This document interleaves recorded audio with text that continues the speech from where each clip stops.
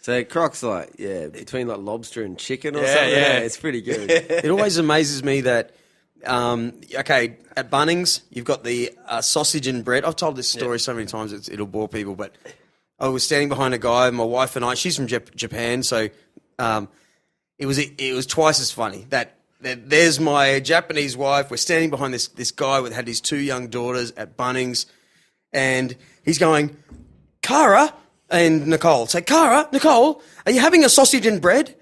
A sausage and bread. Are you having a sausage and bread? And I'm going, yeah, we haven't even got a name. Like if you're American, you'd call it like a hoagie dog or something. It's a sausage sanger. Yeah. It is what it is. It's a sausage and bread. Yeah, but we haven't really named it. Yeah. Let's face it. Yeah. It's you're going to have a sausage sizzle. Welcome Julian Gringus into the corner of the room. A dick in bed. But yeah, you know what I mean? So what is it? A dick in bed? A dick in bed, mate. That's great. I'll coin it now. Trademark that shit right now. I don't want to eat it now. The funny thing is, I don't want to eat it. So Nicole and Cara, would you like a dick in bed? Oh, wait. I had one this morning. No. Loose. Right, Jamie, so what do Aussies eat? What, as in... Yeah, we just went from the pastrami and... Yeah. And you mean with low and slow barbecue? Yeah, what's our culture? I always look at it and go, what is our deal? I think the best thing about Australia is it's an eclectic culture of everything. You know, there is no... without sounding wrong, there's not a huge history of anything that's uniquely Australian. And there's probably people listening that are throwing their arms up in the air. But if you look at, from being... what was in the past is it's the same as what was in New Zealand. It was the same as what was in England. It's roast and meat and 3 veg and all that sort of stuff. So I don't necessarily know that, that is our culture. I guess it's a take on whatever English food was a long time ago. But I mean, I'm no food critic. So I'm just some guy that plays with a barbecue. But still, takes photos. What do you reckon, Pete? About what? Like, what's our food culture? Oh, man. Easy. Again, it is everything, but so like from an English background, it's like meat and 3 veg basically, and then but I wish we had something because you can't. Spag bowl was always the thing, but you can't claim spag bowl. No. But the multicultural, definitely, man. I mean, we're so rich. We're lucky. Yeah. We're lucky that we've got like such a multicultural society. I mean, and you can go out now to like all these bits Turkish restaurant and get amazing stuff, or a Greek restaurant, or all that sort of stuff. So. I think that's what I mean. Melbourne, being down we there, need to make something. Like, oh my God, we need a cultural dance. We just do the ladies to do something and ladies to do something. Some sort of something better than sausage wings and baskets, sausage and bread. Oh man, I wake up at night sometimes hearing that guy's voice. Sausage and bread. Wow. It's a Lord God Almighty to smell, though, isn't it? What's that? When you go to Bunnings, to Bunnings, yeah. Julian says off the mic, it's the smell of anything cooking on a barbecue. Yeah, I don't know what my neighbours think because quite often when I'm smoking things, I'm up at 5 o'clock. So the smoker starts at 5 in the morning, and I think the neighbours wake up and open their windows and just get pelted with smoke. Yeah, but it's good smoke, right? Oh, it's good, yeah. I like it. Yeah. All right, so what's this sauce Jamie? So I bought you something down. So that's an IPA barbecue sauce that I made. Oh, legend. So basically it's... Can I crack it now? Yeah, crack it, try it. It's pretty strong. All right. So it's basically like a Kansas City-style barbecue sauce, but we've taken out the... Yes. Yeah, I just sort of took out the tomato and added beer. Yeah. Really? Yeah. So it's got a... There's no tomato in this. It's got a bit of tomato paste, but instead of putting a can of tomatoes... I can't do that's tomato. Like a chutney. It's a perfect sort of... That's awesome. Unreal. Yeah, so that's... Why can't you put your finger in there? Yeah, put your finger in. It'll burn it off. What? No. Have you got some herpes? We're talking. We're talking about allergies, so intolerances before. Yeah, tomato is really? my thing. Yeah, MSG in particular. Really? So, yeah. What's MSG? Monosodium glutamate. Yeah, but I know that's Chinese food. So traditionally it relates. Why is that? But like it's in tomatoes, tomato paste, mushrooms, broccoli, cauliflower, strawberries. Yeah. Like it's naturally in these things. So when you simmer down something like stock. To make stock soups, stews, and obviously sauces, it's like you're concentrating the amount of it, so it's not a nice night for me. And you guys, like the immediate reaction is fumigation, so you guys would like not be enjoying being here. Yeah? with me. Does it come out the... And it would smell like that, only worse, but it would have that character. That smells good. Yeah, it's good. So yeah, That's good. I'm going to pretend I didn't hear that when I'm cooking with this stuff. Yeah. I'm going to pretend you So didn't say ribs, that. right? Yeah, so it's just something I was bored. Like I was at home with the kids and I was bored, and I thought, I want to try and make some barbecue sauce. And I thought, well, why would I just make a barbecue sauce? Why not? Let's try and make a beer barbecue sauce. So I sort of found a recipe and went, yeah, do that, take this out, do that. Let's take the can of tomatoes out and put a bottle of beer in and see how that goes. And that's Good what I did. call. And Brilliant. Okay, what a segue. magic. Okay, you could label that, right? Just like Don't do that. Pete. Sorry, I'm pointing at you. No, you're Water right. Keffer. Okay, No. the Currumbin Valley Water Spring Water Company. Yeah, well, yeah. Pete makes this stuff. It's water kefir, right? Which I know nothing about other than Googling it. It tastes like wine. It's like a sparkling wine. He's still got to go through all these loops with council and stuff to mass produce it. But I swear it's like nothing I've ever had. It's like it tastes like wine. If you're not drinking at home like I am right now, I can drink his water kefir. What's kefir, by the way? Oh, it's a probiotic, right? So yeah, it's basically like kombucha or something like that. Okay. Except, yeah, kombucha's like a SCOBY, like top fermenting thing. This is a bottom fermenting grain. But yeah, it's still. I haven't had my particular one looked at under a microscope or assessed or anything, but it's basically loosely 80 different strands of bacteria and yeast. So it's a good hit of like biodiversity, and yeah, like people love it. I love it. Like my partner, bless her, was making milk kefir, and I had it, and it like first thing in the morning, and I was just like, man, I can't. Like, it made me want to Ralph. Like, Yeah. I wasn't happy with Well, it. that's when I Google searched. Everyone makes milk kefir. Yeah. And a lot of people on Instagram, when I shared that thing, they went, "Water kefir? I'd never heard of it." So that's the You have, thing, like, right? milk- So mint this chocolate. property that I've got in the valley, in Currumbin Valley, has spring water and copious amounts of it. So it makes sense. Like if I had cows, then perhaps I'd make milk kefir or focus on it. But it was like this lady came in one day to the farm gate where I work, and she had water kefir, and I tried it, and it tasted like ginger beer, and I was like, is this really a probiotic? We'd had our kids in daycare, and we were getting gastro and all the gnarly bugs, and I was like, right, I can get up in the morning and have this stuff every day, and if it does what it says it does, then I'm never going to get sick. And cross fingers, that was like over a year ago, and I'm still fine. I haven't been sick, and there's been reports of friends that I've given it to that have like had kids come home from daycare with gastro, and it's been cleared up in 4 hours. Wow. And then they've given it to them, and the rest of the family haven't gotten it.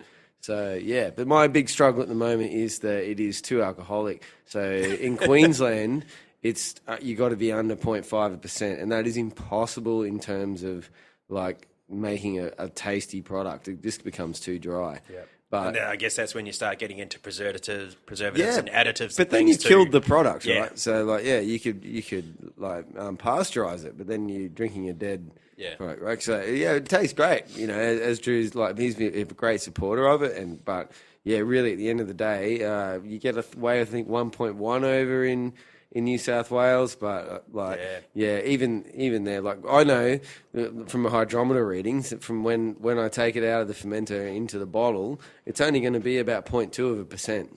But what happens is that in its storage process, it bottle conditions and develops more alcohol there, and that's where the issue is.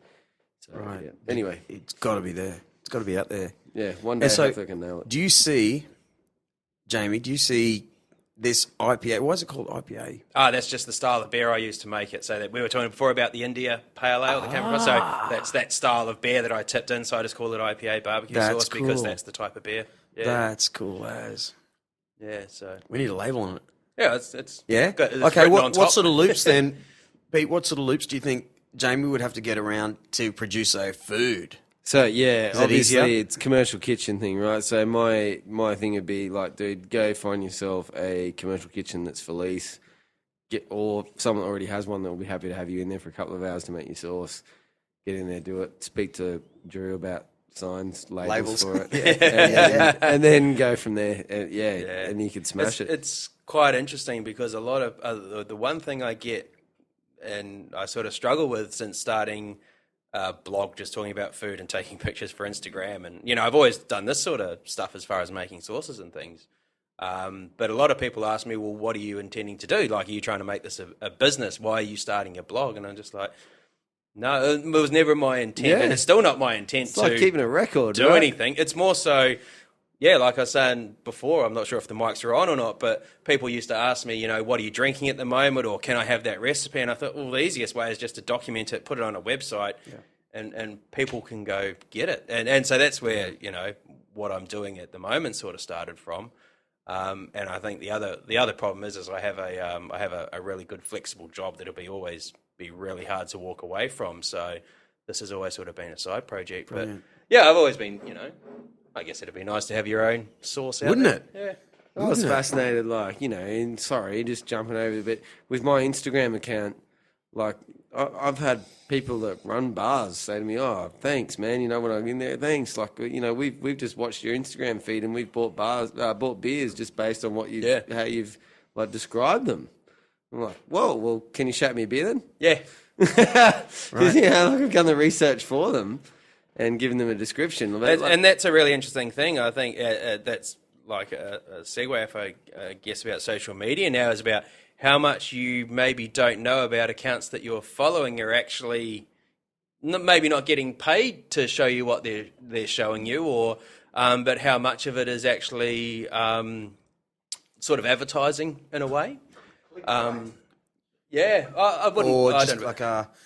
Well, I mean, you know, like one thing I decided from the onset is if I have a bad beer, I'll never put it on any of my Instagram. You know, because sometimes I bought beer and paid money for beer, like good money for beer, and tasted it and just gone, nah, and poured it. Like, I couldn't even drink it. But I'm not going to rubbish a company on my social media for the simple fact of it could be perfect for someone else, but I'm just not going to say I really enjoyed this beer or like this and that. But one thing I've sort of noticed with my social media, like when we were in Melbourne the other week, we were at a restaurant, took some photos of the food because that's the kind of wanker I am now. I'm the one in the restaurant that pulls out a camera to take pictures of Isn't food. everyone though? That's me. Awesome. It's cool. it's funny, and the wife has to hold the iPhone at a certain angle with the light so the lighting's right. So I'm that guy.